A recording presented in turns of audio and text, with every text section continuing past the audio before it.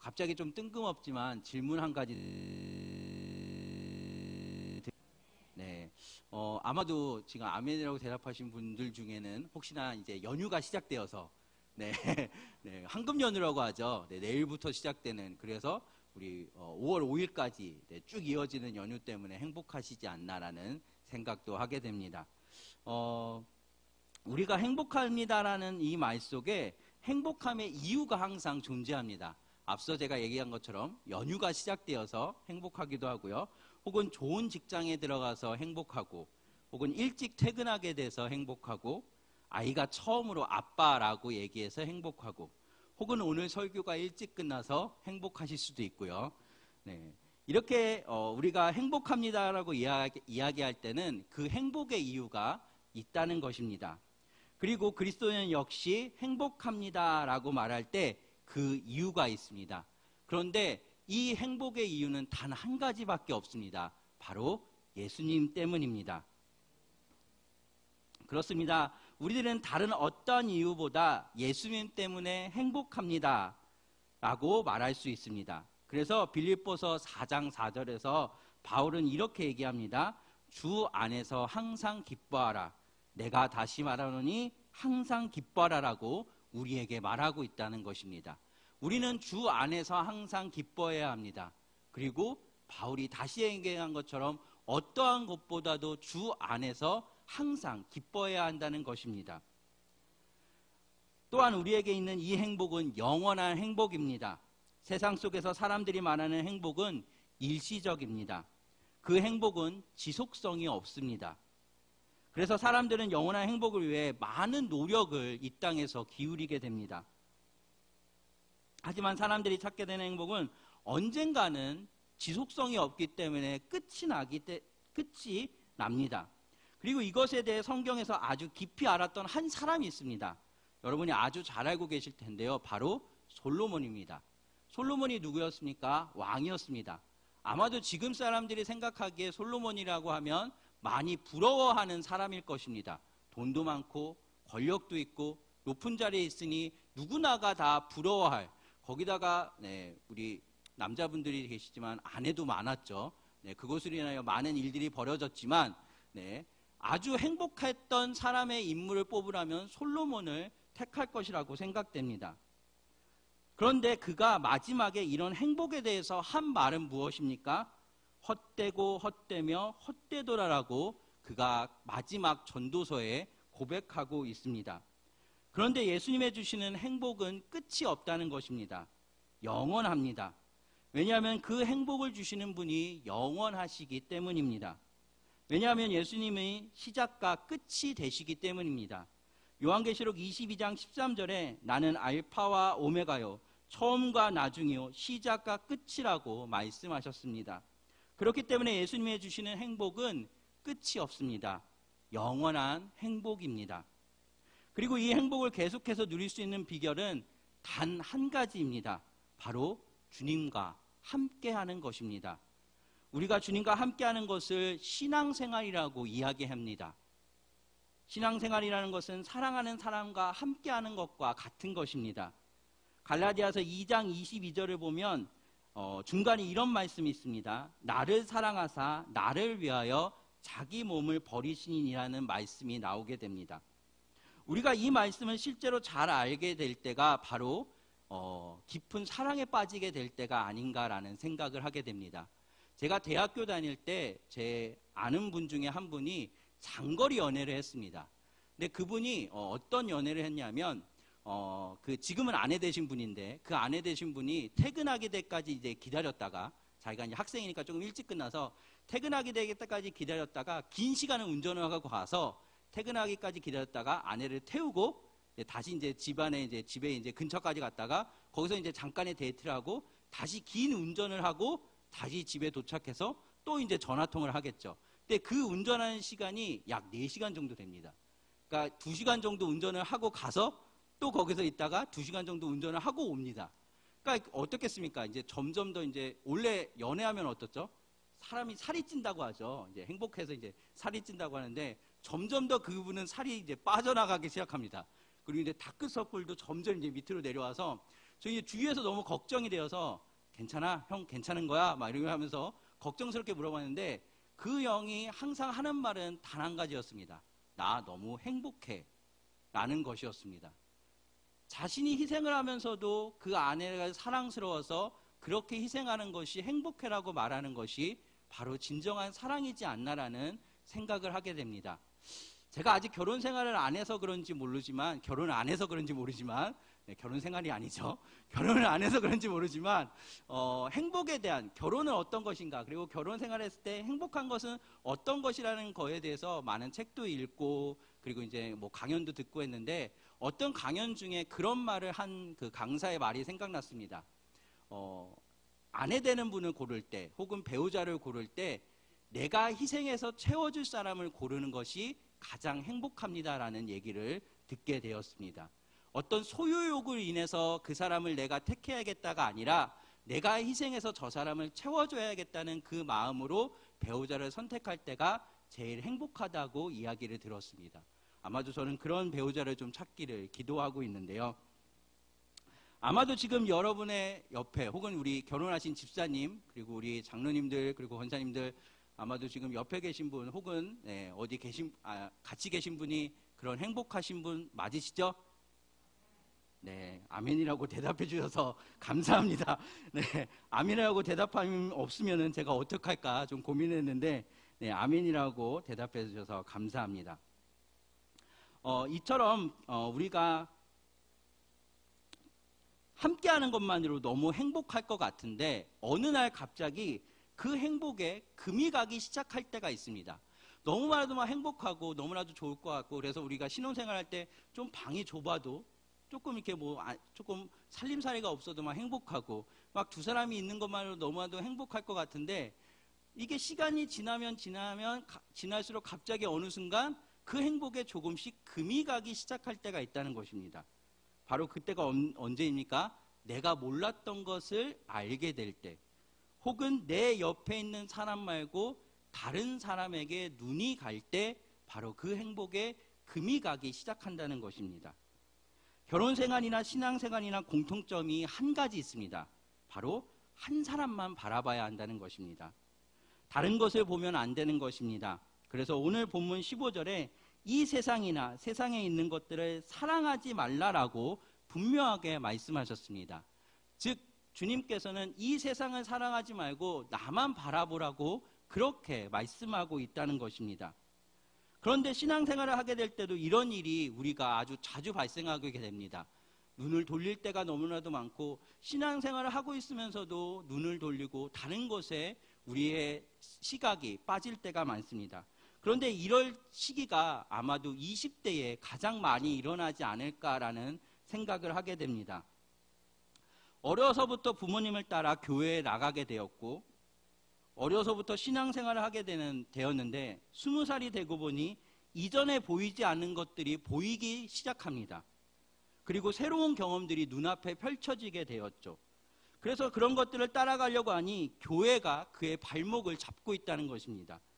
어디를 가려고 해도 주일 때문에 못 가고, 무엇을 하려고 해도 그리스도인이라 못하게 되는 그런 일들이 자기 생활 속에 많이 드러나게 된다는 것입니다. 제가 몇 년 전에 아주 작은 시골에 있는, 지금은 시골이 아니지만 시흥에 있는 교회에서 교회 생활을 한 적이 있습니다. 근데 그곳에서 20살부터 25살로 구성된 청년 일부를 맡아본 적이 있습니다. 어느 날 이들과 신앙생활을 하게 되는데, 이때 20대 청년들에게 솔직하게 저에게 한 말이 있습니다. 무엇이냐면, 전도사님, 제가 너무 빨리 예수님을 안 것 같아요.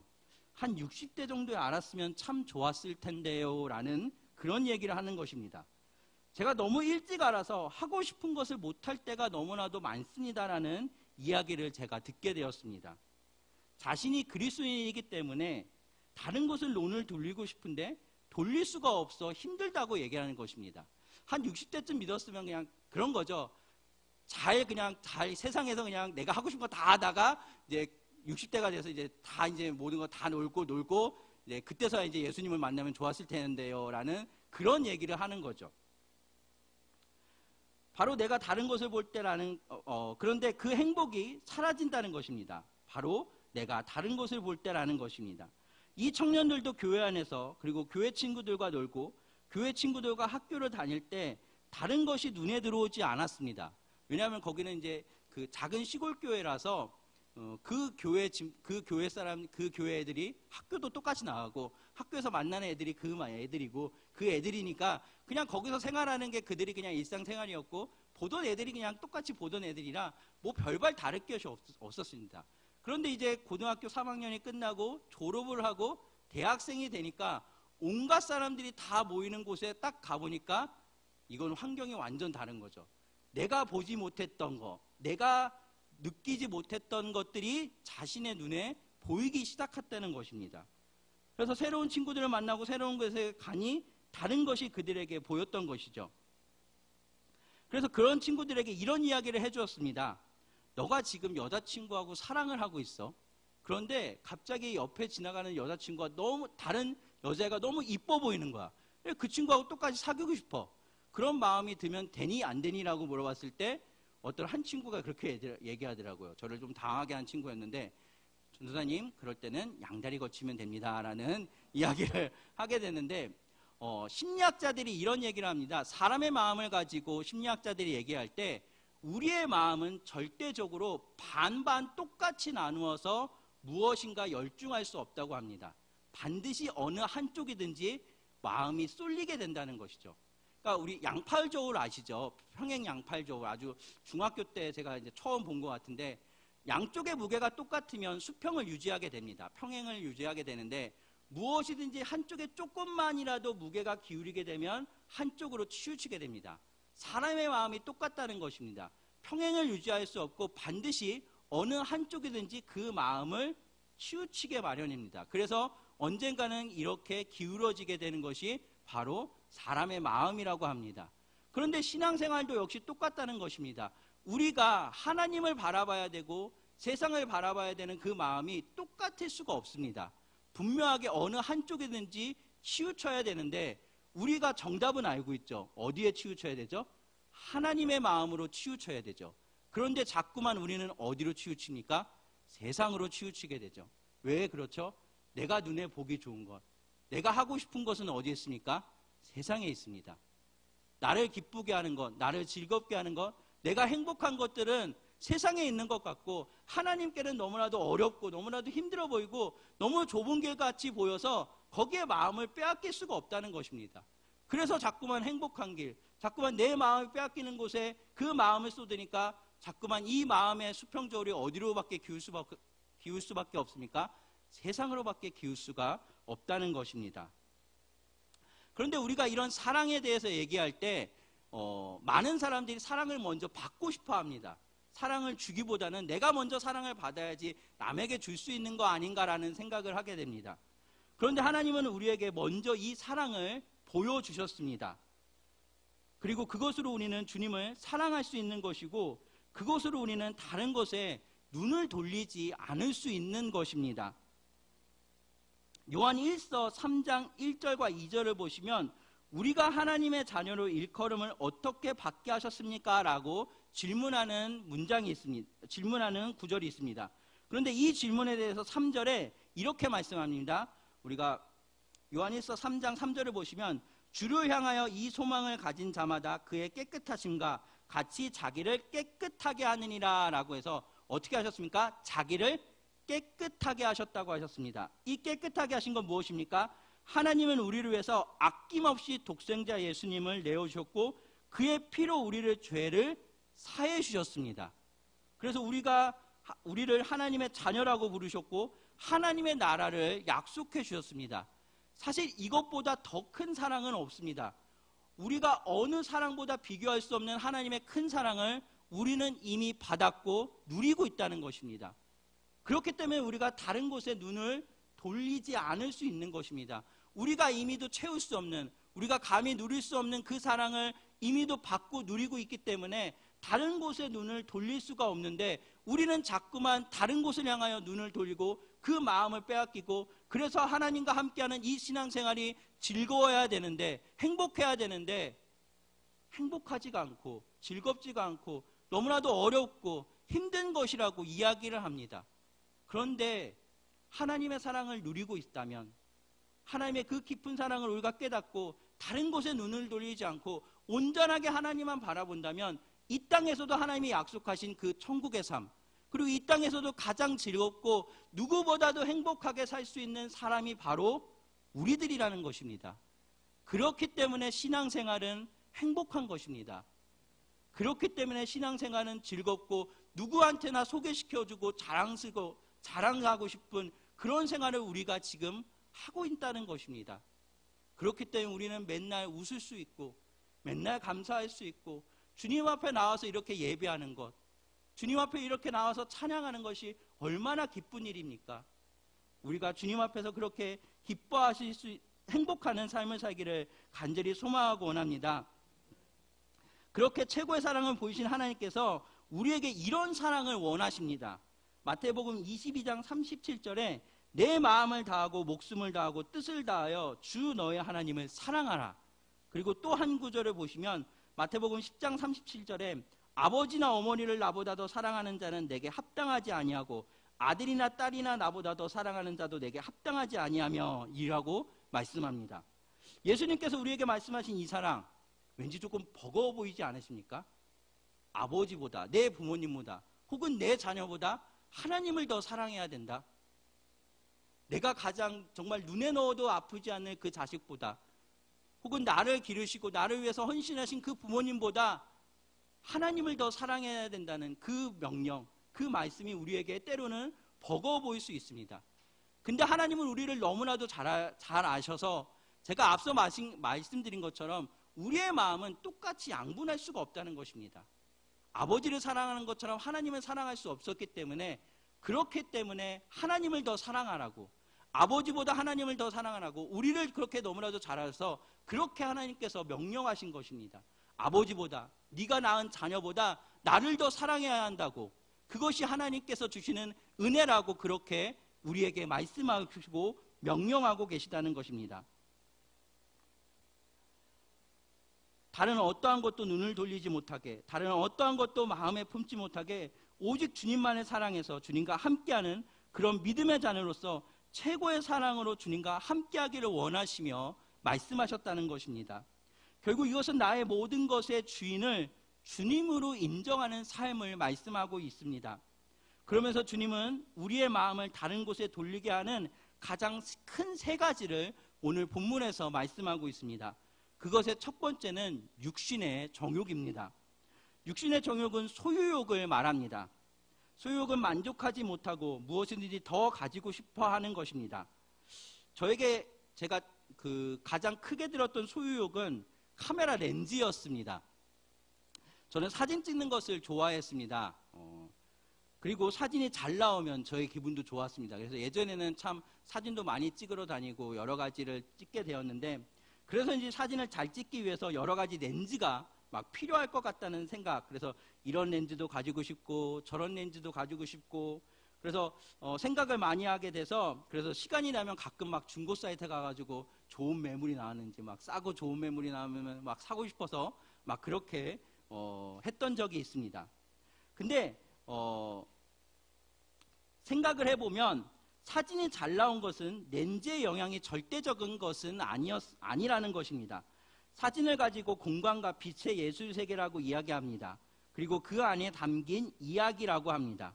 그런 것으로 보아 렌즈는 좋은 사진을 찍는 것에 도움이 될 수 있지만 절대적인 것은 아닙니다.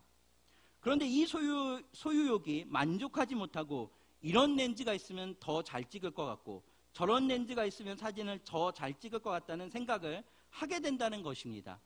그래서 만족하지 못하고 내게 있는 것으로 만족하지 못하고 더 좋은 것, 더 나은 것, 이거 했으면 이거 더, 저거 했으면 저거 더. 우리 세상에서 조금 부러워하는 사람 중에, 지금 살고 있는 사람 중에 아마도 이건희 씨를 떠올릴 수도 있을 것 같습니다. 근데 이건희 씨도 이런 말을 했습니다. 만족하지 못한다고 이야기합니다.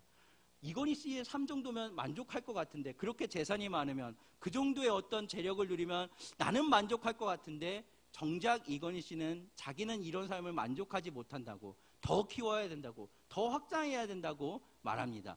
근데 그것이 무엇이겠습니까? 소유욕이라는 것입니다. 그것이 바로 육신의 정욕이라는 것입니다.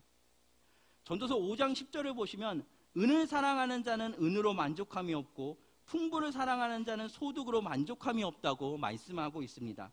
소유욕은 이처럼 끝이 없습니다. 계속해서 더 좋은 것을 얻고 싶어 한다는 것입니다.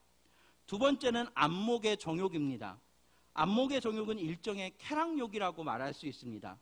눈으로 보고 귀로 듣는 것을 통해 즐겁기를 원하고 만족하기를 원하는 이 쾌락욕도 얼마나 무서운 것인지 모릅니다. 한 번 즐겼다고 만족합니까? 아니지 않습니까? 여러분 소실적 혹은 어렸을 때 예수님 만나기 전에 오셨던 분들은 아실 것입니다. 한 번 즐겼다고 만족합니까? 아닙니다. 더 큰 즐거움을 찾기에 갈급합니다. 제가 물론 모태신앙이었지만 예수님을 알기 전에 제가 조금 이렇게 놀았을 때도 그런 경험이 있습니다. 제가 대학교를 다닐 때 어떤 교회에서 하는 큰 집회의 스텝으로 참여하게 되었습니다. 그때 한 프로그램 중에 마약 중독자에게 듣는 간증 시간이 있었는데요. 마약 중독자였던 그 사람이 이런 이야기를 하였습니다. 처음에는 친구를 따라서 아주 조금 마약을 했다고 합니다. 그런데 그때의 쾌락을 잊을 수가 없었다는 것이었습니다. 그래서 그 쾌락을 쫓아가게 되었고 나중에는 조금이었던 마약이 점점 더 많아야지만 쾌락을 느낄 수 있었다고 합니다. 그리고 그 마약을 얻기 위해서 많았던 재산을 다 팔고 돈을 구하기 위해 도박과 여러 가지 빚을 지게 되고 나중에는 도둑질까지 하는 그런 지경에 이르렀다는 말을 제가 그런 간증 시간을 통해서 듣게 되었습니다. 또한 12월 31일 저녁이 되며 저녁에 시드니에서는 뉴 밀레니엄을 축하하는 축제가 열린다고 합니다. 그런데 그곳에 있는 어느 한 식당 가장 좋은 위치에 테이블에서 먹는 그날 저녁 한 끼 식사가 270만 원이라고 합니다. 여러분 270만 원짜리 먹으면 다른 날과 다를까요? 물론 그 안에서 화려하게 펼쳐지는 불꽃쇼 등 그다음에 다음 연도를 축하하는 어떤 화려한 행사들을 즐겁게 식사하면서 볼 수 있겠지요. 그런데 270만 원짜리 그 먹는 밥이 내가 영원히 행복할까요? 영원히 그것으로 인하여 내가 배부르고 행복하고 270만 원짜리면 1년이 막 행복하고 그럴까요? 하루면은 다 아시죠? 다 나옵니다. 소화가 잘 되면 그 저녁에도 나올 수 있는 것처럼 끝이 나게 된다는 것입니다. 그런데 그 한 끼를 위해서 270만 원의 돈을 쓰게 됩니다. 그 쾌락을 즐기기 위해서 그 잠시 잠깐의 그 즐거움을 위해서 그 많은 돈을 쓴다고 합니다. 그리고 그것에 예약하기 위해서 전 세계의 사람들이 줄을 서서 기다린다고 합니다. 세 번째는 이생의 자랑입니다. 이세의 자랑은 과시욕입니다. 자기가 얻은 명성, 자기가 쌓은 부, 자기의 어떤 잘난 것 혹은 똑똑한 것을 가지고 무대 기질을 발휘해서 사람 앞에 자랑함으로써 다른 사람의 기를 죽이는 것이 과시욕이라고 합니다. 인간에게는 누구나 이런 과시욕이 있습니다. 야고보서에 이런 말씀이 있습니다. 야고보서 4장 16절의 말씀인데요. 이제 너희가 허탄한 자랑을 자랑하니 이러한 자랑은 다 악한 것이라. 모두가 악한 것임에도 불구하고 자랑하고 있다는 것입니다. 분명하게 말씀해도 이러한 자랑은 다 악한 것인데 이런 악함을 가지고 모든 사람이 자랑하고 있다는 것입니다.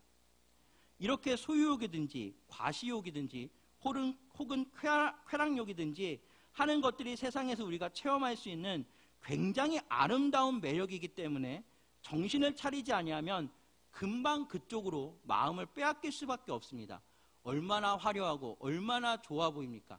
여러분 만약에 생각해 보십시오. 제가 앞서 말한 그 270만 원짜리 여러분에게 누군가가 공짜로 줄게 라고 하면 안 가시겠습니까? 그렇게 막 화려하게 즐길 수 있으면 가시겠죠. 그런데 만약에 그걸 느끼고 왔으면은 다음에는 더 좋은 혹은 더 비싼 것을 자신이 원하지 않겠습니까? 이번 연도에는 270만 원짜리 먹었으니까 다음에는 300만 원짜리 더 좋은 것을 원해야지만 그 쾌락욕이 채워지는 것이 인간의 본성이라는 것입니다. 왜? 그쪽에 더 마음이 갔기 때문에. 그렇기 때문에 우리는 이러한 것들을 금하시하고 그것들에게 마음을 빼앗기지 않아야 된다는 것입니다. 어떤 사고처럼 일어나는 것이 아닙니다. 나도 모르게 조금씩 마음을 쓰다가 언젠가는 완전히 기울어지게 되는 것입니다. 겉으로는 하나님만 사랑하는 것이 틀림이 없는데 나도 모르게 마음이 조금씩 그쪽으로 가게 된다는 것입니다. 이 나도 모르게 자꾸만 간다는 것이, 이것이 무서운 것입니다. 세상을 살아가는 것에 행동이 먼저 따르는 것은 아닙니다. 마음이 먼저 가고 그 다음에 행동이 따라오게 됩니다. 그러므로 행동은 교회만 오지만 마음은 세상으로 가 있을 수 있는 것입니다. 바로 이것이 무서운 것입니다. 내 몸은 여기 와 있지만 내 생각은 지금 딴 곳에 가 있을 수도 있다는 것입니다. 바로 이것이 무서운 것입니다. 내가 정말로 내 몸과 마음이 하나님께로 온전하게 향해 있어야 되는데 몸은 여기 와 있지만 마음은 딴 곳에 가 있을 수 있다는 것이 바로 우리에게 무서운 점이라는 것입니다. 그리고 이런 것들은 하나님께로부터 온 것이 아닙니다. 우리는 하나님께로부터 온 것만 바라보고 나아가야 하는데 세상에서 온 것들을 바라보고 마음에 빼앗기면 결국 하나님과의 사랑도 잊어버리게 된다는 것입니다. 그렇습니다. 우리가 이처럼 세상을 사랑하고 세상의 마음을 빼앗겨 버리면 우리는 행복을 잊어버리게 됩니다. 그래서 우리는 이곳에 마음을 두지 않기 위해서 날마다 주님과 동행하는 신앙생활을 해야 한다는 것입니다. 날마다 주님과 동행하기 위해 신앙생활의 방법은 딱 두 가지입니다. 아주 쉬운 것입니다. 무엇이겠습니까? 말씀과 기도입니다. 그리고 이것으로 우리는 행복해질 수 있다는 것입니다. 말씀 보고 기도하고 그리고 하나님께로 나아가는 그 동행의 삶이 우리를 행복하게 만들 수 있다는 것입니다. 우리는 이런 기도를 해야 합니다. 시편 119편 36절에서 37절의 기도인데요. 내 마음을 향하여 주의 증거들에게 향하게 하시고 라고 합니다. 풀이하자면 내 마음은 하나님께로만 향하게 하시고 탐욕으로 향하지 말게 하소서. 내 눈을 돌이켜 허탄한 것을 보지 말게 하시고 라고 해석할 수 있습니다. 우리는 이런 기도를 해야 합니다. 또 잠언저자가 기도한 기도를 우리는 해야 합니다. 30장 8절에서부터 9절의 말씀인데요. 나로 가난하게도 마옵시고 부하게도 마옵시고 오직 필요한 양식으로 내게 먹이옵소서. 혹 내가 배불러서 하나님을 모른다. 여호와가 누구냐 할까 하오니 주여 나에게 너무 많은 것을 주지 마옵소서라고 기도해야 한다는 것입니다. 우리는 이 기도를 해야 합니다. 주님과 언제나 함께하고자 하는 그런 마음으로 그런 마음이 우리 가운데 있어 이 마음을 가지고 주님께 나와야 한다는 것입니다. 그럴 때 우리 안에 하나님이 주시는 참된 평화, 기쁨, 행복이 우리 안에 자리 잡게 되고 그리고 그것은 일시적인 것이 아니라 우리가 쫓아가야 되는 그런 것이 아니라 하나님께서 공급해 주시는 영원히 즐길 수 있는 그 행복이 바로 하나님과 함께하는 행복한 신앙생활이라는 것입니다. 그리고 17절 마지막에 보시면 이 세상도 그 정욕도 지나간다라고 분명하게 말씀하셨습니다. 그렇습니다. 세상은 언젠가는 끝이 있습니다. 우리의 삶도 끝이 있습니다. 우리가 주님과 함께하는 이유가 여기에도 있습니다. 분명하게 우리가 끝이 있듯이 아까 처음에 청년이 그렇게 얘기했죠. 60이 되면 주님을 만났으면 좋았을 텐데요 라고 그 말에는 사실은 자기의 인생을 모르기 때문에 이야기한 것입니다. 자기의 인생이 50에 끝날지 40에 끝날지 30에 끝날지 어떻게 알겠습니까? 우리는 한 치 앞의 인생을 알지 못합니다. 내일의 삶이 어떨지 우리는 감히 상상할 수가 없습니다. 그렇기 때문에 우리가 하나님을 바라보고 하나님께서 주시는 그 행복의 기쁨을 누리면서 나아가야 한다는 것입니다. 그렇게 나아갈 때 내일의 일도 우리는 걱정할 것이 없습니다. 내일 어떤 일이 벌어지든 간에 하나님께서 나를 지켜주시고 하나님이 내 안에 거하시고 내가 그로 인하여 행복하게 지내면 어떠한 것도 우리는 두려움 없이 내일에 어떠한 일이 있더라도 두려움 없이 그렇게 우리가 행복하게 이 땅 가운데서 지낼 수 있다는 것입니다. 그래서 신앙생활은 행복한 것입니다. 어려운 것이 아닙니다. 즐거운 것입니다. 기뻐하면서 나아가야 되는 가장 귀하고 좋은 일인 것을 우리가 이 시간 기억하며 나아가시기를 간절히 소망하고 원합니다. 몇 년 전부터 삶은 평안해야 하고 여유로워져야 한다는 말을 자주 합니다. 이것이 영어로는 웰빙이라고 하죠. 그래서 웰빙이라고 하면서 여러 제품들, 여러 책들이 많이 쏟아져 나왔습니다. 그런데 그런 제품, 책들을 아무리 살펴봐도 영원한 것은 없다고 이야기합니다. 제가 행복에 대해서 여러 가지 책들을 보았지만 모두가 같은 답을 주었습니다. 결국 자기 만족이라는 것이었습니다. 자기 수준 안에서의 만족을 알아야 그것이 행복하다고 이야기하였습니다. 그런데 그리스도인의 영원한 행복을 알고 있으면 가장 귀한 행복을 소유하고 있다는 것입니다. 그것은 바로 주님과 날마다 함께하는 것입니다. 왜냐하면 우리 주님 되시는 분이 가장 귀하고 영원한 분이시기 때문에 주님과 함께하는 이 영원한 행복, 이 신앙생활이 여러분과 저의 안에서 영원히 이루어져서 마지막 날, 우리가 하나님이 심판의 날, 마지막 날 주님 앞에 섰을 때 주님께서 우리를 꽉 안아주시면서 잘했다 내 종아, 수고했다 내 종아, 이제 나와 함께 낙원에 가자라고 그렇게 함께 하나님과 가는 우리 제익교회 성도분들이 되시기를 간절히 소망하고 원합니다.